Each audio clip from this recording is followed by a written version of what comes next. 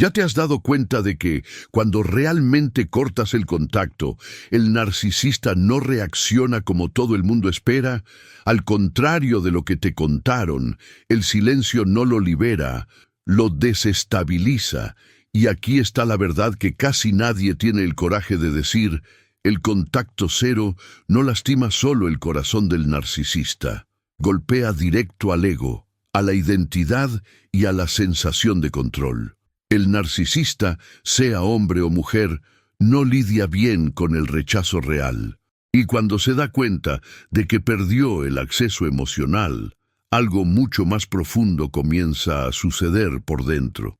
Lo que parece indiferencia en realidad es un proceso psicológico intenso que pasa por fases específicas, algunas visibles, otras totalmente ocultas. Si quieres entender lo que realmente pasa en la mente de alguien atrapado en el narcisismo cuando te pierde de verdad, quédate conmigo hasta el final, porque lo que vas a escuchar aquí cambia completamente la forma de ver este juego. Fase 1. Shock y negación. El primer impacto del rechazo no es racional, es visceral. Para el narcisista, escuchar un "se acabó" no entra como una decisión real. Entra como un error temporal del otro. Minimiza, relativiza, crea explicaciones internas para no enfrentar la herida en el ego. Por fuera, intenta parecer calmado, hasta superior, pero por dentro el narcisismo ya comienza a sentir el golpe. Es como si el control se le escurriera de las manos, aunque finja que todo está bajo dominio. El estoicismo ayuda a entender: quien depende del control externo sufre cuando lo pierde, y el narcisista depende de eso más de lo que admite. En este momento, suele actuar como si nada fuera definitivo. Puede decirse a sí mismo que vas a volver, que es solo una fase, que ya todo volverá a la normalidad. Ese es el narcisismo intentando preservar su propia narrativa. Internamente, el ego fue herido, pero no lo acepta de forma consciente. Es como si el cerebro creara atajos emocionales para evitar el dolor real. Para quien observa desde afuera, parece indiferencia. Para quien entiende la dinámica, es confusión disimulada. La persona rechazada, en este caso, no es vista como alguien que eligió irse, sino como alguien que todavía va a entrar en razón. Un ejemplo común: sigue hablando de ti como si aún formaras parte de su vida. Usa frases como "cuando resolvamos esto" o "después hablamos mejor". Esto no es nostalgia, es rechazo a aceptar la pérdida. El narcisista aún se ve como el centro de la historia. En su lógica interna, las personas orbitan, no deciden salir del sistema. Y cuando alguien sale, eso rompe una regla invisible del juego emocional. Es ahí cuando aparece la primera grieta psicológica. Para quien está del otro lado, esta fase suele generar confusión. La persona piensa: ¿será que realmente no le importa? ¿O será que todavía existe algo ahí? Y es exactamente ese tipo de duda la que alimenta el ciclo del narcisismo. Su silencio no es paz, es procesamiento interno. La calma aparente es solo superficie. Por debajo, el ego intenta reorganizarse para no desmoronarse. La decisión que tomaste ya creó impacto, aunque él finja que no. Fase 2. Intento de recuperar el control. Después del shock inicial, el narcisista cambia de estrategia. No acepta perder el acceso emocional con facilidad. Entonces, comienza a moverse de forma más sutil. Mensajes aparentemente inocentes, reacciones en redes sociales, comentarios indirectos. Todo eso parece casual, pero lleva intención. No es nostalgia genuina, es prueba de territorio. Quiere saber si todavía existe una puerta abierta. Cada pequeño contacto funciona como un radar emocional. Si hay respuesta, aunque sea fría, lo interpreta como señal de que todavía tiene algún nivel de control. Esta fase suele confundir a mucha gente. La persona piensa: tal vez solo esté siendo educado, o tal vez todavía le importe de verdad. Pero, en la lógica del narcisismo, esto es menos sobre afecto y más sobre acceso. El narcisista no quiere perder la posición de influencia. Necesitas sentir que todavía es relevante en tu campo emocional. Por eso, el contacto viene disfrazado, sin comprometerse demasiado. Es una forma de no exponerse, pero aún así medir la temperatura del vínculo. Un ejemplo clásico manda un mensaje genérico como «me acordé de ti hoy» o reacciona a una foto antigua. Parece simple, pero es un anzuelo emocional. Si respondes rápido, aprende algo. Si explicas demasiado, aprende aún más. Cada reacción se convierte en información estratégica. El estoicismo enseña que no todo merece respuesta. Y aquí, eso queda muy claro. Para el narcisista, el silencio es pérdida de poder. Para quien practica autocontrol, el silencio es protección. En esta fase, el riesgo mayor es caer en piloto automático, responder por educación, por hábito, por curiosidad, y es ahí cuando el ciclo gana fuerza nuevamente. El narcisista interpreta cualquier brecha como permiso emocional. Aunque digas poco, el simple hecho de estar disponible refuerza la idea de que todavía ocupa espacio. Por fuera parece inofensivo. Por dentro está intentando reinstalar el viejo juego. No por amor, sino por control. Fase 3. Herida en el ego y rabia silenciosa. Cuando se da cuenta de que los intentos sutiles no están funcionando, algo cambia por dentro. La frustración comienza a acumularse y el ego entra en estado de alerta. El narcisista siente que está perdiendo terreno emocional, y eso activa una tensión interna difícil de disimular. Por fuera puede continuar calmado, pero por dentro crece un sentimiento de injusticia. En su mente, el rechazo no es visto como tu elección, sino como afrenta personal. El narcisismo lo interpreta como amenaza directa a su propia identidad, y cuando la identidad es amenazada, la reacción emocional se vuelve más intensa. Esta rabia no siempre aparece en explosiones. Muchas veces se transforma en silencio pesado, ironía, comentarios cruzados o frialdad calculada. El narcisista comienza a revisar mentalmente la historia para protegerse. Cambia el guión interno. Dejas de ser alguien importante y pasas a ser alguien ingrato, confundido o problemático.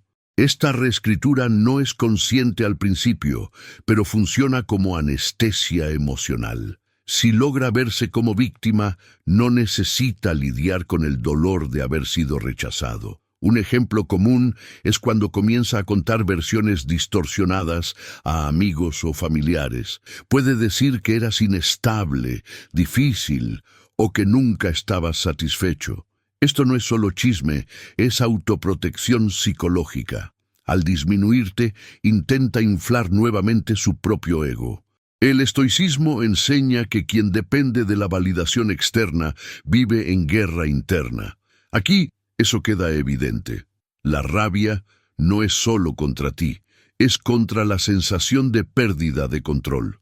Para quien observa desde afuera, esta fase puede parecer cambio de humor. Para quien entiende la dinámica, es señal de herida abierta. El narcisista no está apenas molesto, está intentando recuperar una sensación de superioridad. Cada pensamiento resentido es un intento de restaurar el equilibrio interno. No lidia bien con la idea de no ser deseado. Por eso, la rabia se convierte en combustible para la siguiente etapa del ciclo, donde el ataque deja de ser solo interno. Fase 4. Desvalorización y ataque velado. Cuando la herida en el ego ya está instalada, el narcisista comienza a cambiar la forma como te ve. Aquello que antes era admiración se convierte en crítica silenciosa. Pequeños defectos pasan a ser amplificados mentalmente, como si necesitara justificar su propio dolor. En su mente, disminuirte es una forma de aliviar la sensación de rechazo. El narcisismo funciona así. Si el otro es desvalorizado, el impacto de la pérdida parece menor. Por fuera, puede mantener una postura neutral. Por dentro, está construyendo una narrativa que lo coloca en posición superior. Esta fase suele venir acompañada de comentarios indirectos, bromas ácidas o insinuaciones. Puede hablar de ti a otras personas de forma sutilmente negativa, como quien no quiere atacar, pero quiere plantar duda. Es un ataque que no parece ataque. El objetivo no es confrontación directa, es reposicionar la historia a su favor. Así, protege su propio ego e intenta recuperar control emocional sobre la imagen que representas. No se trata de verdad, se trata de conveniencia psicológica. Un ejemplo común es cuando dice cosas como «cambió mucho» o «ya no era como antes». Parece inocente, pero lleva juicio. Poco a poco tu imagen va siendo corroída dentro de su narrativa. Eso permite que el narcisista se sienta menos responsable por la ruptura. El estoicismo enseña que quien necesita disminuir al otro revela inseguridad interna. Aquí, esa inseguridad aparece disfrazada de crítica racional. Para quien está del otro lado, esta fase puede doler más que la anterior. No es solo rechazo, es distorsión. La persona siente que está siendo mal interpretada, injusticiada, puesta en un papel que no reconoce. Y eso genera confusión emocional. Pero es importante entender, ese ataque velado no habla sobre quién eres, habla sobre su esfuerzo interno para no enfrentar su propia herida. La desvalorización es un remiendo emocional mal hecho. Si todo esto que estás escuchando tiene sentido para ti, es porque muchas cosas ahí dentro ya comenzaron a organizarse. Para continuar este proceso, dejé disponible la colección completa, que profundiza exactamente todo esto de lo que estamos hablando aquí. Es un libro virtual que recibes directo en tu celular y en tu correo, al instante, para leer a tu ritmo. El acceso está en el primer comentario fijado aquí abajo. Y si este contenido te está ayudando, suscríbete al canal para continuar aprendiendo y fortaleciéndote, solo o sola. Fase 5. Intento de sustitución. Después de desvalorizar internamente, el narcisista comienza a buscar nuevas fuentes de validación. Necesita probarse a sí mismo que todavía es deseado, admirado y relevante. No es superación, es anestesia emocional. Nuevas personas entran en escena no porque hubo sanación, sino porque existe un vacío interno pidiendo estímulo. El narcisismo no lidia bien con el vacío, entonces lo llena con atención externa. Por fuera, parece que siguió adelante. Por dentro, solo está intentando huir de la sensación de pérdida. Esta fase suele venir acompañada de exhibición. Publicaciones más frecuentes, historias felices, demostraciones de vida social activa. Todo eso tiene función psicológica. Quiere mostrar al mundo y a ti que está mejor que nunca. Pero esa performance es más para consumo interno que externo. Cada like se convierte en un pequeño analgésico para el ego. El objetivo no es construir algo nuevo, es probar que todavía tiene valor. Un ejemplo común es la triangulación. Menciona a otras personas de forma estratégica, deja escapar nombres, situaciones, encuentros. No es coincidencia, es provocación sutil. Si reaccionas, se siente validado. Si demuestras indiferencia, siente amenaza. El estoicismo enseña que quien necesita probar algo ya está inseguro. Aquí, la sustitución no resuelve la herida, solo la enmascara temporalmente. Para quien observa, esta fase puede generar sensación de injusticia. La persona piensa, ¿cómo siguió tan rápido? La verdad es que no siguió, solo cambió de anestésico. La herida original continúa ahí, solo que cubierta por estímulos nuevos. El narcisista puede hasta parecer entusiasmado, pero la inestabilidad interna permanece. Esta sustitución no cierra el ciclo, solo empuja el problema hacia adelante. Fase 6. Vacío y pérdida de identidad. Con el paso del tiempo, la sustitución comienza a perder efecto. El entusiasmo inicial disminuye. Las nuevas personas dejan de ofrecer el mismo impacto emocional. Es en ese momento cuando aparece el vacío. Sin el antiguo espejo emocional, el narcisista comienza a sentir inestabilidad interna. No sabe exactamente quién es, sin alguien reflejando valor para él. El narcisismo depende de ese reflejo constante. Cuando falla, surge una sensación de desorientación silenciosa. Por fuera, puede continuar funcional. Por dentro, comienza a perder el eje. Esta fase suele venir acompañada de inquietud, cambios de humor, ansiedad, sensación de aburrimiento profundo. El narcisista puede cambiar de intereses, de rutinas, de personas, intentando reencontrar aquella sensación de control interno. Pero nada se sostiene por mucho tiempo. Su identidad fue construida encima de la respuesta del otro. Sin eso, surge un vacío difícil de explicar. No siente apenas nostalgia, siente pérdida de referencia. Un ejemplo común es cuando comienza a compararse más con otras personas. Observa vidas ajenas, mide éxito, belleza, estatus. Esa comparación constante es un intento de reposicionarse internamente. El estoicismo enseña que quien no construye valor interno vive rehén del externo. Aquí eso queda claro. Sin alguien para validar, el narcisista se siente menor, aunque no lo admita. Para quien está del otro lado, esta fase raramente es visible. El narcisista no suele exponer ese vacío. Lo enmascara, disimula, mantiene una imagen de normalidad. Pero internamente, la pérdida de identidad pesa. No es solo la pérdida de la relación, es la pérdida de una parte de la estructura psicológica. Este vacío prepara el terreno para movimientos más desesperados, aunque todavía no sean obvios. Fase 7. Hoovering y retorno estratégico. Cuando el vacío comienza a pesar más que el orgullo, el narcisista cambia nuevamente de postura. Ahora, la idea de volver pasa a parecer más aceptable que continuar lidiando con la inestabilidad interna.